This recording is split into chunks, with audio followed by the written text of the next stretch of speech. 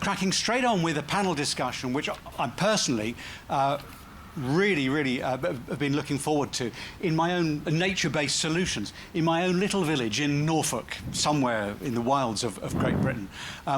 We've been looking at nature-based solutions to sort out little drainage problems. Nature-based solutions work on the micro level and the macro level. They can be applied at any level, and we're talking here about how multinational businesses, some larger, some smaller, can apply nature-based solutions to real effect. So it's a real pleasure to welcome our panel here on stage. I'll quickly introduce, before I hand over to Mark, who's got an opening address. Mark McKenna, Global Sustainability Director at Arcadis, our sponsor here, and we're going to have a quick 5 minutes from you, Mark, talking about nature-based solutions and why they're so important to talk about. And then down the line of our panel, Gaelle Mogabure, have I said that right? Perfect. Thank goodness. Head of ESG at Virtus Data Centers. Mike Hale from Chestnut Bio. I'll be asking you to talk a bit more about who you are and the companies you are in just a sec. Sandrine Ricard, Director of Sustainability and Responsibility Communications at Chivas Brothers. Yes. And Shivin Kohli, Lead for Financing for Nature at the World Economic Forum. So a bit of a powerhouse panel. But first, Mark, from Arcadis, if I can ask you, why is it so important that we're talking about nature-based solutions? You're going to ruin my presentation, I think, by asking me that question first. But I think, look, nature-based solutions are essential for everything on Earth, right?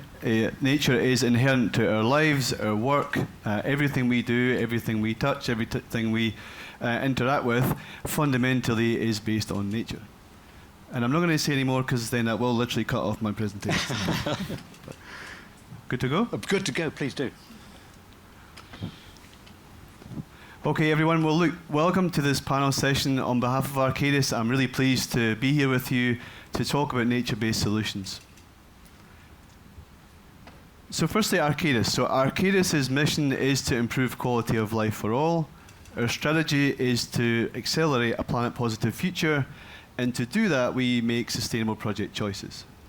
Now, some of you that know Arcadis may associate Arcadis as a company that works on large infrastructure, Thames Crossing, HS2, Hudson River Tunnel, big infra projects that you can see and are very much part of cities. What you may not know, however, is that we have one of the largest nature-based practices in the world, and we're deeply passionate about those things. It's been part of our heritage for almost over 100 years, actually. Everything down to our logo, which, for those that may not know, the Arcadis logo represents the fire salamander, an amphibian that can be on land and water and is present when such balanced ecosystems exist. So our heritage is very much about caring for the environment and caring for people. Now, we're really passionate about a lot of things in this space. Really passionate about the restoration of marine ecosystems, such as Mogabure based in the Netherlands, which was restoration of 5 islands to enhance and restore the marine ecosystem for the area. We're really passionate about wetlands, and a lot of our work in Brazil focuses on the re-establishment of wetlands in various communities to help with soil erosion and flood protection. We're also really passionate about protecting places and communities from ever-changing physical environments and issues such as flooding. And so, for example, we work with many communities such as Mansfield, in this case, to help develop sustainable urban drainage systems to protect them for what they believe to be the future increase in flooding risk for the area. We also, however, care deeply about the living element of nature, something that perhaps in our role maybe isn't as talked about. And our work with the Emergency Wildlife Rehabilitation Centre outside of Rio in Brazil is a really good example of our commitment that transcends the harder infrastructure work that we are well known for. So some of these things that I mentioned are nature-based solutions.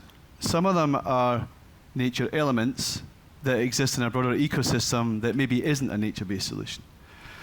So what we're really passionate about is that intersection between the physical built environment and the natural environment in a way that is harmonized, so then we can actually realize nature positive outcomes.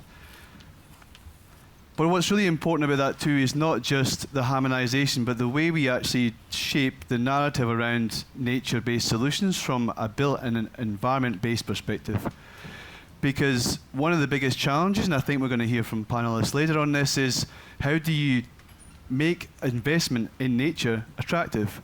And it's really, for us, it's taking it away from purely being a utopian qualitative discussion around nature, but a more tangible, natural capital focused perspective on the value of nature-based solutions. And what we know, however, is that the scale of the challenge facing us is profound, because in development, we've seen for the last 100 years a diversion from the built environment and the natural environment. So really what we care deeply about is trying to harmonize those two elements together if we're going to have any chance at halting nature regression globally. This is a little bit funny here. I think, tell me if that's any better, but I think I keep kicking it. And look, there are many ways to address this regression in nature, and we are involved in lots of different projects that hopefully give you a flavour to the breadth of our work across the world. We work in urban forestry in Paris, so we're part of the urban forestry project, which aims to address urban heat stress, improve air quality, and also with it connect the city together from a green infrastructure point of view. Down in Belém, we're working on the infrastructure for the COP and trying to demonstrate that through the urbanization of what may be considered rural technologies such as wetland technology, to integrate in an urban environment to show how self-sustaining facilities can actually work to the benefit in that urban scale. We also work in mining works for the sake of rehabilitation of old mining sites. So this city in China, Dai City, is an example of the piece of work we were doing to not only remediate the mining site, but also elevate the natural capital of the city and the quantitative value that it provides to the economy. Perhaps one of our more famous projects is the Lower Manhattan Coastal Resilience Project, which by all accounts sounds and feels like a flood mitigation project, but what it has done is it has given us the opportunity to connect a really dense urban environment, just like London, to the city through nature-based solutions, albeit with a really heavy grey infrastructure flavour. And as I said, nature-based solutions and the broad work of nature has been part of our company for a long time. One of our projects, Sandrine was the largest nature viaduct of its time, based in the Netherlands, which since then we've seen hundreds of nature-related viaducts occur across the Netherlands. But really, one of the great outcomes of some of the work that we have done 20, 30 years ago has shaped a lot of the work that we're involved in now. And some of our work also extends to the vertical environment. So I mentioned before about the interconnected nature of the built and natural environment. We know that nature elements on their own can't necessarily be nature-based solutions, but they are part of a bigger ecosystem that, when connected, actually does have the ability to be a nature-based solution.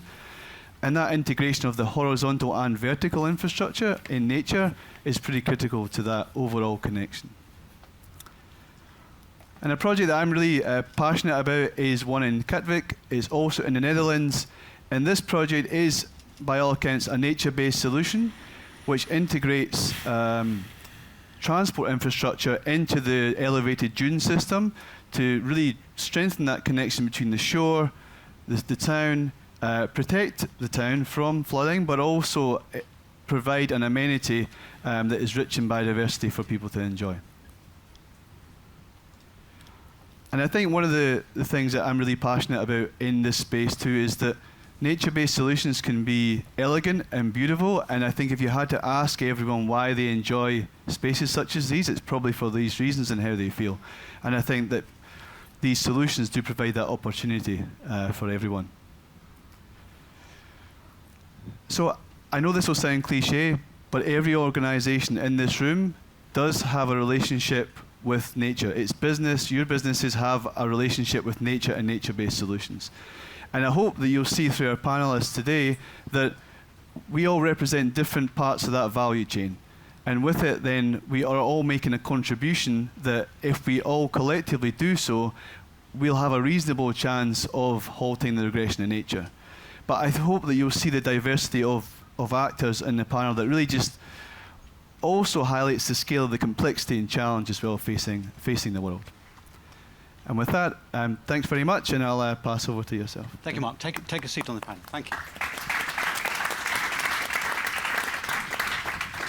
I think it's testament as to how fascinating nature-based solutions are. Even in my village, whose drainage solution wasn't quite as big as your Manhattan solution, but we got there.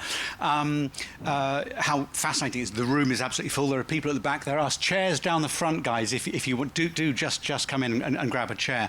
We'll take questions. Put your hands up as we go along, or if you're watching online, send a message via the app you're using. They come through to my iPad, and we'll put them across. Yes, there's some seats both sides, I think. So look, I want to bring the panel on board now.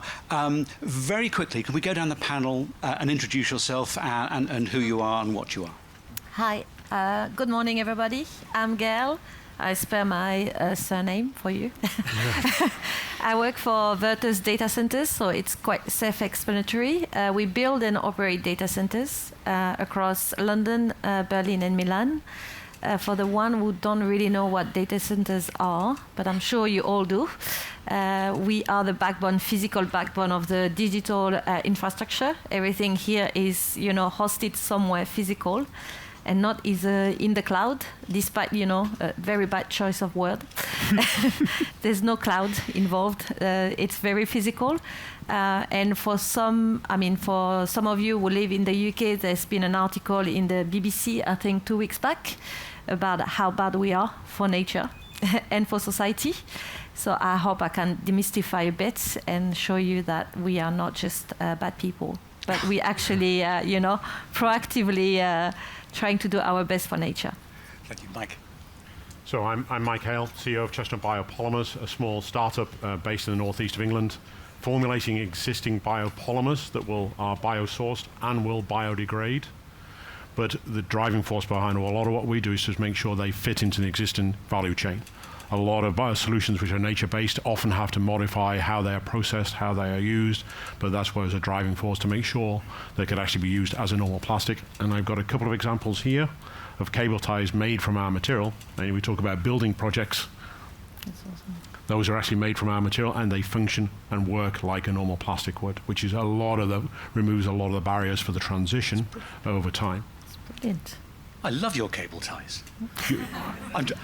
So, and just to put it into perspective, the company that makes this in the single factory that's based in the UK, they make 100 to 120 million cable ties a week. Imagine how many cable ties there are in the world. The whole world is held together by cable ties. You just have to look around this venue to see how many cable ties there are. So you're reinventing data centers, you're reinventing plastics. Sandrine, who are you and what are you reinventing? Well, let's have a drink. So I work with Chivas Brothers, which is part of Pernod Ricard.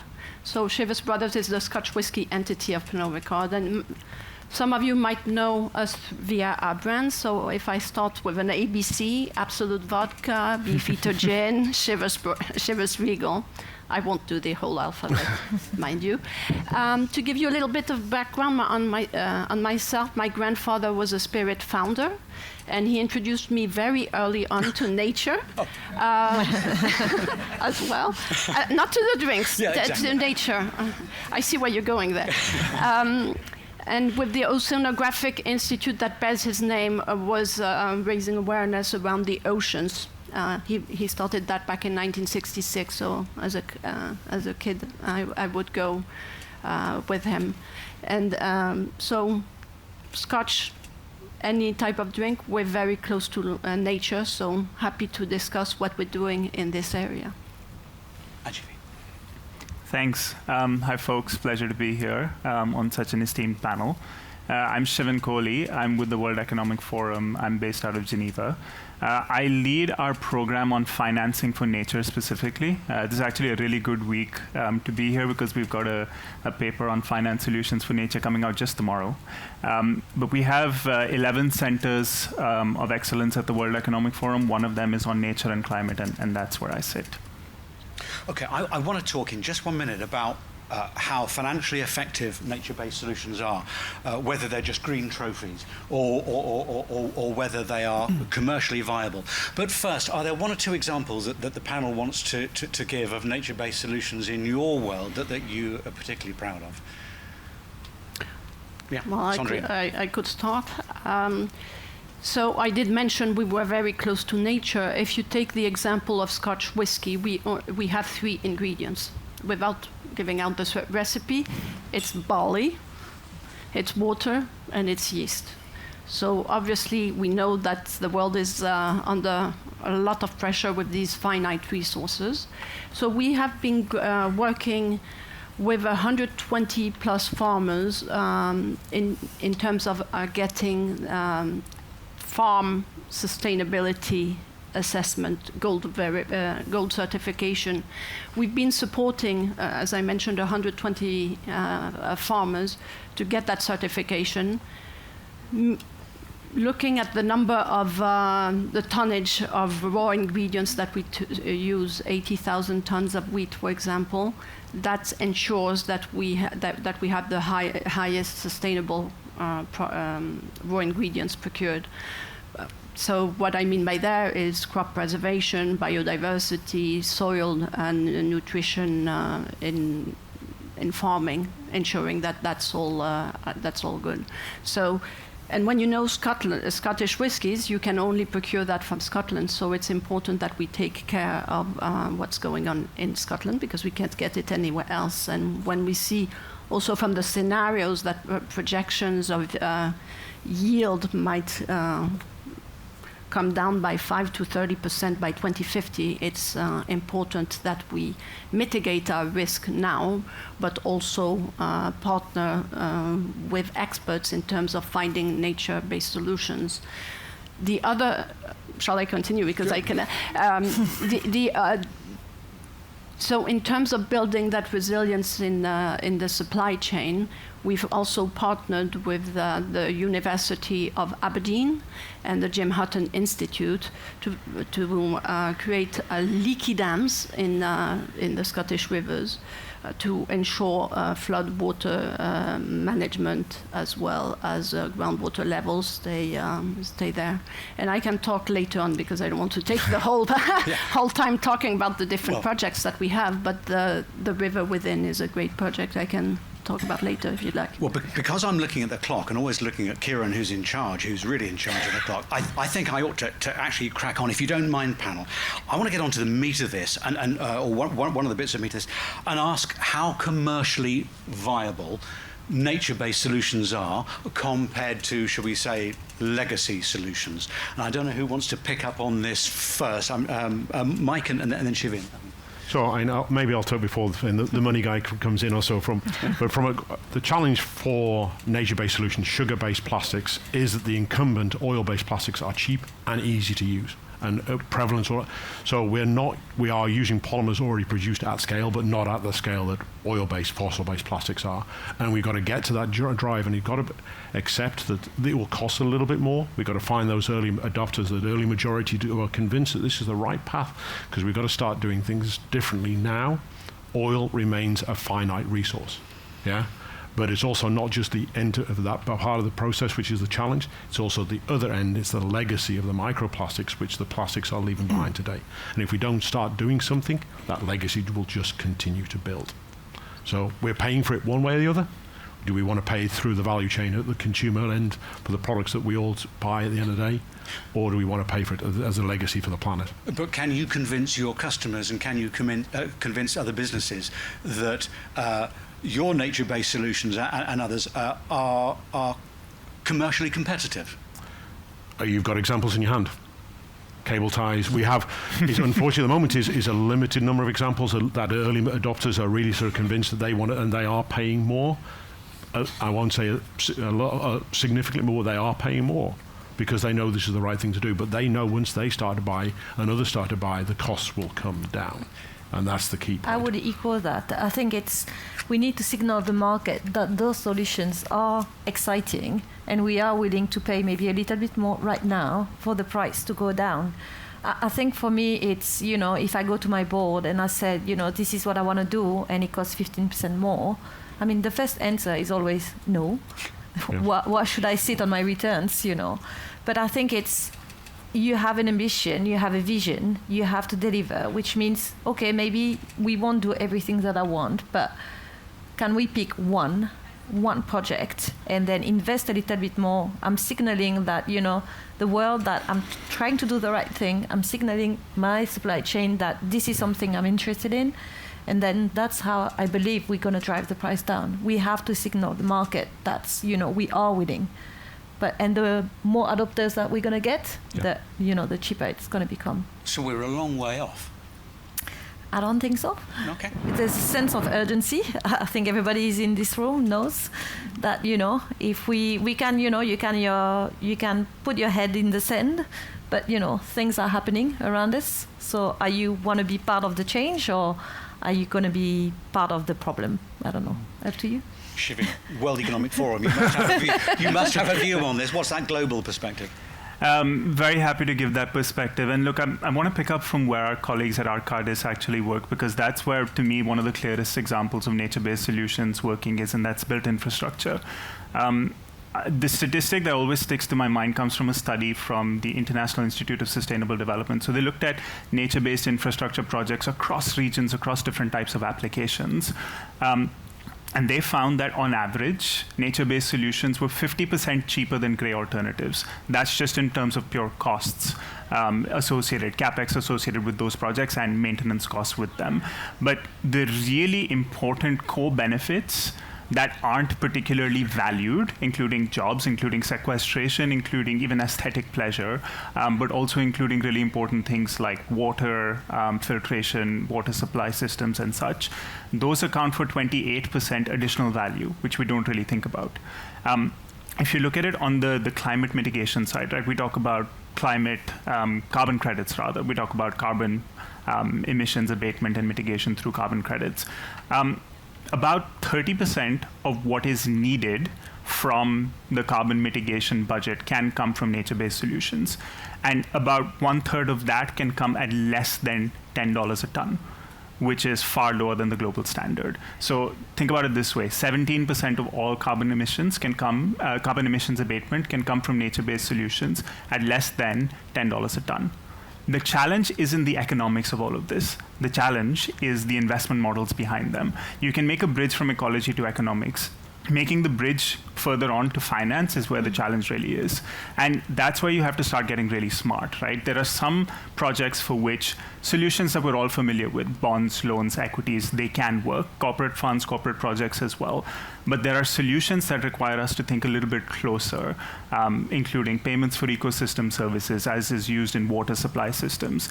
If you're thinking about biodiversity credits, if you're thinking about even natural asset companies, which is a concept that we haven't even tested at the moment, these require us to be a little bit more innovative and make that bridge a little bit better, but they can translate that economic case into an investment case. I think the challenge, if I may say, the challenge for us too is, I mean, I'm an optimist, but the challenges are profound in our space, which is that if we think in our work, the large infrastructure projects that provide a great opportunity to integrate nature into, they're on an investment trajectory, Shivin, and they're on a delivery model that is short-term, high yield return. It just is not built to facilitate long-term systemic legacy nature-based outcomes. That is profoundly the challenge that we face. And so you'll hear this a lot, and I'm sure most of you know this too, which is that there's a major nature finance gap, and it's because the private sector hasn't yet necessarily consistently known how to get to market and make it work for them, aside from leaders on this panel, but that's a small proportion of the private sector market. So when people say there's a funding issue, there's a private sector funding issue, because in many infrastructure cases, the PPP model, private-public relationship, is a major contributor to how cities and towns and places are developed. And that doesn't work. That model does not work for nature. And can I just come in there, actually, just to make a quick comment on that? I love that you brought that up because, honestly, I don't really believe it's the private sector's fault because markets aren't set up to reward nature-positive outcomes. What are they set up to reward? Financial outcomes, right? And that was a gravy train that started over a century ago. So we're trying to build models that can work in a sort of economic and financial system that wasn't set up to do this in the first place, right? And the responsibility of doing that doesn't just lie on the private sector. I mean, there are certain parts of the private sector for whom this is becoming a resilience and risk play that they absolutely have to address, right? But it's not for the entire economy. That's why policy needs to come in and really make sure that the gap is filled. And actually, the UK is a place where this could be, tested in a very systematic way. The biodiversity net gain policy that was announced, I believe it was last year, requires projects to now have 10% greater biodiversity than when they started building. That's a way that policy can come in and really actually make this case work. Yeah, I agree. Well, I would like to add, for me, I refer to it as the magic square, being that if the private sector could work with the public, the authorities, the civil society, and the academics, that's where the best position to be in to have great projects to work on. Absolutely, I completely agree. And I think certainly from our perspective, some of the biggest successes have been not through bravery or this is just the right thing to do, but that square just fell in place at the right time. And the challenge is that proportionately to all the development work, it's still pretty small. So, yeah, I like your analogy. So put it to bed. Put the cynical side of me to bed. Green trophy or commercially competitive and a real contender? I suppose it depends which project you pick. Look, we receive that question a lot, which is my green roof a nature-based solution? Or my green roof is a nature-based solution, tell me I'm wrong. And I think sometimes, more often than not, it's just a lack of education to understand that those are elements that contribute to nature-positive outcomes. And I think that in a lot of cases, markets and companies are not necessarily going out to fool people, believe it or not. I think they just genuinely want to do something, and they feel like if they have a small piece of green infrastructure, then they feel like they're making a contribution. But the point is, why should the CFO care unless your project is cheaper than a legacy bit of tech? I mean, how do you convince your board? Long-term value. Simple as that. Simple. It's just, are you looking at the next 3 years return, or are we in this business for the long run? The challenge too, though, right, is long-term value for who? So if it's long-term value for you, then we're good. If it's long-term value for someone else outside of the boundary of your financial limits, then you're right. I mean, we live in a society that doesn't, the mechanisms don't promote that shared value. And they do in some places, but it's not enough. So I agree completely. Long-term shared value, provided it fits with the direction of the organisation. I think it's totally building your business case. Again and again and again, because CFOs come and go. So, but looking at the long term, these projects take over 10 years to mature, to take place. So, the likelihood that you'll have the same people changes. So, really building your business case and simply license to operate. If you don't have the ingredients you need to produce your Scotch whiskey, then definitely makes sense for the long-term value. That would be dreadful if you don't have the ingredients to make it. Mike? I'm just thinking about this because, background corporate chemical world, if you don't have a balanced portfolio of projects, if you're only looking short-term, if you're only looking even medium-term and don't have those long-term projects, where are those short-term projects for 10 years' time going to come? And you have to make some investment now into the long-term to make sure you've got, otherwise your pipeline will run dry.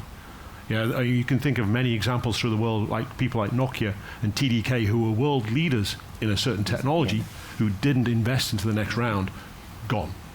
And I think, Mike, people like yourselves, I think your jobs are certainly harder than ours, right? The climate is changing, natural disasters are increasing, uninsured losses are increasing. We're the humble solution provider that are going to, fix all the flooding issues, right? Yeah. But I think yourselves, you have less of an direct incentive other than that maybe the strategic vision of your organisation. Yeah, sure. And I think for that reason, I think your roles are leadership roles, right? Because you're challenging the status quo in a market that is immature. But for me, it is working throughout the whole value chain. Yeah. It's working through the infrastructure projects, it's working through the data centers, working. And I think, okay, again, from the chemical industry, we've gone away from the integrated chemical site. That's concept where the chemical industry said that plant should make money, that plant should make money, every plant individually. Whereas the successful sites we're working where we take the waste product from one plant and use it as the input from another. So I'm thinking about the waste sugars that come from the brewing industry. Why can't we use that rather than prime sugars? Yeah, to go into the products that make our materials, to make the future and make that more. So we've got to think about it as a more end-to-end solution than taking each part individually. Want to take that? Oh, sorry.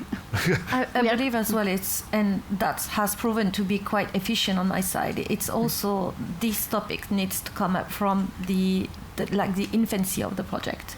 That needs to be part of these early discussions, is what opportunities are for this new project to, implement new nature-based solutions, as opposed to, we have a project and then we try to add on top like a layer of nature-based just to have that maybe green stem. Yeah. So, but if you just say like to your board, very early days, and just say, hey, by the way, I identified that solution, this doesn't come as a surprise.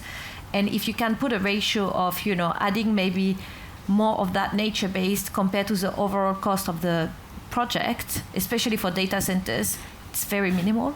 Like, I don't know, 2 millions versus 400 millions, Everybody can understand that, even a CFO, and it's like, yeah, that's just peanuts, basically, So, but I think that's, it's for us to be very in the trenches of the business and just understanding what's happening and be very much involved at the, originations of all those projects. Shivin, I think you wanted to come in. Yeah, just one very quick point to add to that. I think what's really important is we need to meet people where they're at with the language that they're familiar with, right? And with the CFO's question, honestly, a CFO doesn't care, and say you're in a conglomerate, a CFO doesn't care if you're bringing one project or another to their table. They care about the numbers, right? And they also care about capital raising. So your responsibility as a project leader going to a CFO is to say, the numbers work, and we can tie this to capital raising activities if you don't want to give me a budget, right? Say a sustainability-linked bond, a GSS bond that ring fences funds for your specific project. These are things that they can quite easily grasp far faster than, say, this nature-based solutions project is going to give 28% of additional co-benefits, right? It's meeting people with the language that they're familiar with that can really convince them to go in your direction. And we've seen examples of this happening at companies all around the world. I did want to ask, in your experience, does having credible nature-based solutions make finding investment easier? To the global money markets, are they more confident to invest in you if with a nature-based solution, or is it just simply not as? Well, we went through a funding round. Okay. Late last year, early this year, and it was incredibly hard to find people who were, even the people who were, the VCs who were driven by sustainability goals. It was very difficult to convince them because we were in a so-called funding gap. We were post-seed but pre-revenue. People want to say, okay, we want to invest you when you're already making money. That's not where we are. Yeah, so it is a huge challenge to be convincing of that argumentation. I think certainly from our perspective, we do have a large shareholding of ESG-backed funds, notwithstanding the financing dynamic that exists in the global economy at the moment. So it's not the only thing that investors look for from Arcadis, but it is one pretty core element, and it's a large part of our organisation. So we would be very, very exposed if we delivered projects that didn't hit some of the markers that we would consider leading. And we also have that rich heritage of an organisation filled with people that have stayed with us for a long time, that create that sense of accountability as well. So in one sense, we kind of feel it from inside the business as much as we do from the investors as well. Yeah, and honestly, look, we've engaged a huge group of investors on this specific topic of nature in the last 8 to 12 months. And I think in this day and age, particularly, there are 3 factors that influence capital allocation, right? So number 1 is returns. It has to be there, right? That's a precondition to thinking about anything else. The second is impact that they can measure and understand. And the third is investing in a solution that has some amount of scale so that they're not investing in bespoke markets. If you look at where the gap in the market is, I don't feel like it's in the intention space. Pollination, if anyone is familiar with that group, they did a fantastic survey of institutional investors, that's pension funds, sovereign wealth funds, and insurers. These folks, I think about 99% of the set that they surveyed said that in this particular year, they want to increase their investment in nature-based solutions. A really interesting question to add to that would be how many have actually done it? I wouldn't say it's 99%, I would say it's probably half of that. The reason being that the mechanisms to market are not quite there yet, right? So it goes back to the project leaders for me in this case, right? You have to create a mechanism for investment in your project that makes sense for your investors. Meet them where they are at with the language that they like. Do you mind if I ask our friends here, do mechanisms like biopassports feature in your discussions at all in terms of providing a mechanism to then value your product? Explain biopassports for anyone who might not have come across that. Yeah, so I guess it's in the same way that we would think about the life cycle of a product. From a carbon perspective, we look at the ecological impact of that product. We see that emerging in our space from a material perspective, and I'm just curious from a product line perspective, is that a mechanism that has legs? Anybody? No, we have done some initial LCAs on our work, but the biggest challenge is because we have that end of life advantage, because we are biodegradable, there's not enough data yet to understand the impacts, the positive impact that has on the planet. So you go from cradle to gate, but not to grave.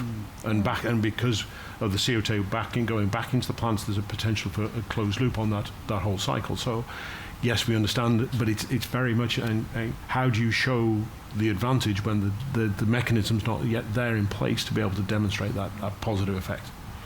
It's really clear so far that there's, should we say, huge untapped potential here. I want to dip into that, but if there are any questions from the audience, put a hand up. Oh, already. Sir, do we have a microphone? It's at the back. Do you know what? It'll be quicker if I just jump off stage and pass you my mic, sir. Hi there. Hi there, thank you. My name is Thomas. I'm representing S&P Global and the Environment Bank. I quite like the piece that you discussed about biodiversity net gain in the UK. I have a big question though, because P&G in the UK is mandatory, is mandated by the government and regulators, but there's also different mechanisms that can achieve the same, such as the voluntary markets on nature and biodiversity. These have proven benefits such as the resilience of the supply chain, improved better rates for financing and the cost of capital. What does that particular market has to do for it to be attractive for leadership and for corporations to adopt beyond what's mandatory? And that's a question for anyone that wants to answer it. I'm happy to start with that if you like. So the credits market, I think you've got a good handle on it, right? Like there's the voluntary side, there's the compliance side. I think experience has shown that voluntary credits markets work if they have really strong integrity principles associated with them, right? If the sourcing, pricing, and reporting is solid and it's based on integrity principles that people have generally agreed are okay, then the markets work, but they still don't achieve scale. Compliance markets, on the other hand, make the integrity principles mandatory, and they also make demand a lot more stable. So your price discovery exercise is a little bit better, your exchanges get a little bit better, and in theory, it should work better than a voluntary market. That being said, we're still not at the level of scale yet to say this is working or this isn't, right? one of my colleagues works on the biodiversity credits market in the EU, right? The EU has just announced the new nature markets legislation. That's a model that could potentially work, and we should really watch out to see how it's going to grow. I'll say one more very quick thing on the credit space. Like, carbon credits obviously had a very interesting history, shall we say. There's a lot to learn from that. There's a lot to learn from some of the mistakes and missteps that we've made in other parts of the climate finance debate in the nature finance world. So we've got to really make sure that we listen to those lessons. But I'm curious to hear about any practical impact or experience you folks have had with credits markets, if at all. At the moment, we're working on a pilot exercise in France on biocredits. I think what lacks at the moment, to go back to your question, is standardized metrics, and that's what they would like to do. It would definitely help us as a business to achieve that. Okay, I'll be very ungracious and move straight on to the next question, if I may, sir. Hi, I'm Frederick. Thanks a lot for the panel. I'm founder from Green Trade. We do procurement of CDR, and the question is, let's assume net zero has a real value and decarbonization has a real value. And my thinking is more related to Sandrine, because we are also a founder of a Soil Carbon Initiative. And when you consider decarbonization and insetting, in your case, for instance, if you were fostering, let's say, soil carbon project or biochar projects, which you can use the physical biochar as an organic fertilizer, I'm just wondering how much is that in your thinking? Because if you reduce the amount of emission through different way of farming techniques, you have less, in theory, to compensate at the end of the day, right? And obviously that applies also to other industries, but it's something I'm mostly connected to. So I'm not quite sure I understood your question. The insetting yes. aspect of it, right? So if you use in your day-to-day business, if you foster soil carbon, or let's say test biochar, how that works, with yeast, and to reduce the amount of emission, because I assume in your business it's 95% is created, emissions are created because of farming. Not up to 93%, thank goodness. But yes, farming is the number one hotspot in terms of carbon emissions. So we are looking, my favorite sentence is not one size fits all. So we're looking at different solutions. For example, green fertilizer. Because we know that's one of the hotspots for the farmers in terms of carbon emissions, but we're also looking at incenting. So we're looking at different solutions. Majority is to reduce all through our value chain, whereby distilling is also an important part of the carbon emissions. So we've started new technology there that reduces our emissions by half. You were mentioning cradle to grave. We're looking also at our packaging, which is another hotspot, because all of our the glass is 90% of emissions in that. An important part of our emissions in Scope 3 as well. Okay, we are notionally at the end of time for this panel, but this is too interesting a discussion for me just to cut and run. It is a networking break officially, so if you want a coffee and a bun, it's all out there to be done. If you're watching at home, I'm afraid you have to make your own. But can we crack on for another 5 or 10 minutes? Because This is too good to stop. You talked earlier, Mike, about the value chain, and I want to pick up on how you manage your supply chain and the value chain throughout, up and down. How you engage your partners, is that a problem? What benefits there are, and how you do it? It's the endless unsolved problem. Anybody want to pick up on that? Perhaps Mark first and give you some thinking. Sure. Yes, thank you very much. I guess that my perspective would be quite different, but our value chain as a professional services company is substantially higher than the operations of our business. So we're a 5 billion euro business based in Amsterdam, but I would estimate, and don't quote me, but the value of our value chain, the commercial value of our projects, is anywhere between $500 billion and $1 trillion. So just it pales in comparison. So when we talk about value chain, it's really client projects.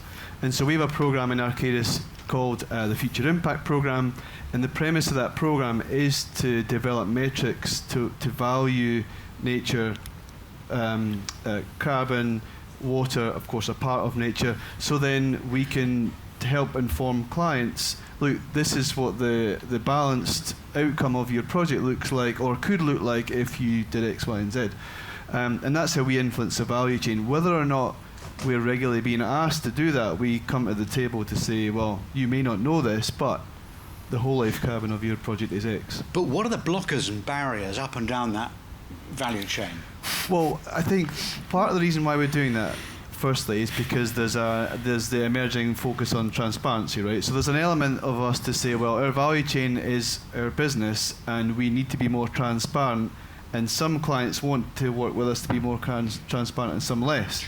So we're kind of forced in a way to say, well, we need to be more transparent about the things we do for you.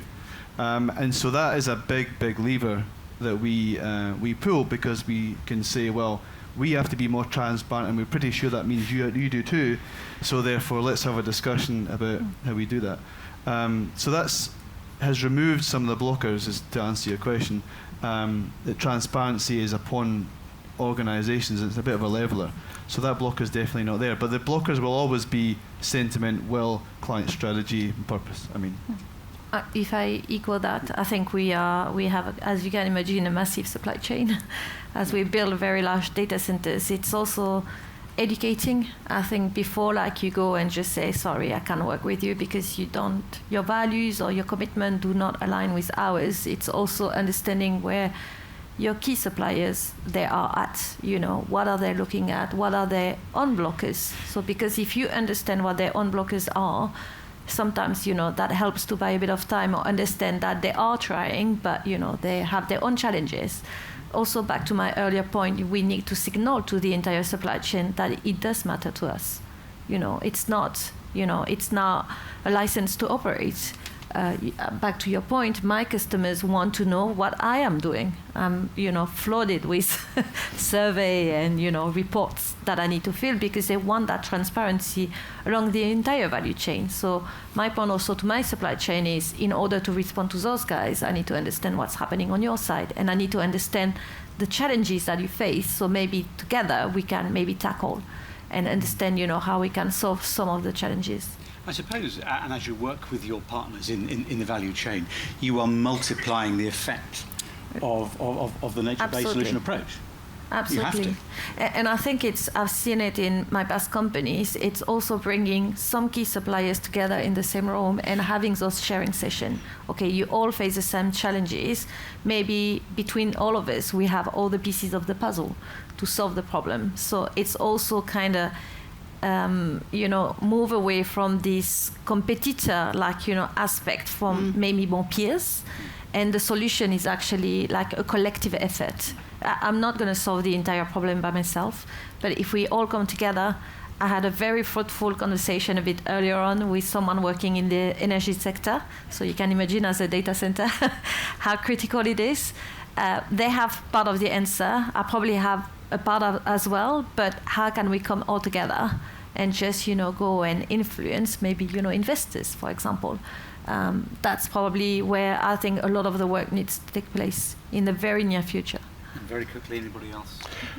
I'm okay, because you looked at me and gave me the time to think. I've been sitting here thinking.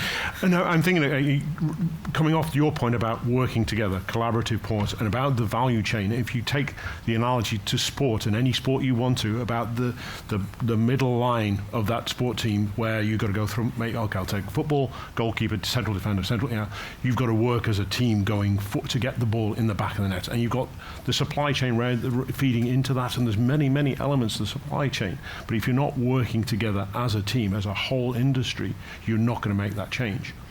One of the things that was one of our driving forces, I said, was to make sure that our products was easy to use. So you're dropping in to the existing supply chain. We've got a complex supply chain behind us, but as soon as they receive our material, they can make a cable tie, they can make a plastic coat hanger, they can make whatever they want to make out of our material without having to change what they do on a daily basis. And that's a key point. But unfortunately, coming back to the blockers, you've got to follow the money. And there's still so many people that do not want to pay for this change. And we are all paying for it at the end of the day, because of the climate change and all the impacts we're seeing. But it's that impact change that we've got to make a difference. They're delaying the inevitable because they'll end up paying more one day or the other. Yeah, indeed. But I mean, we're paying for it. We're not accounting for it. They're two different things. Yes. Yeah. There's so much here we need to explore. I know I've got to bring this panel discussion to a halt, and I'm really disappointed to do so, because I think we could sit here for another couple of hours. It's an amazing discussion, and I know we've hardly scratched the surface.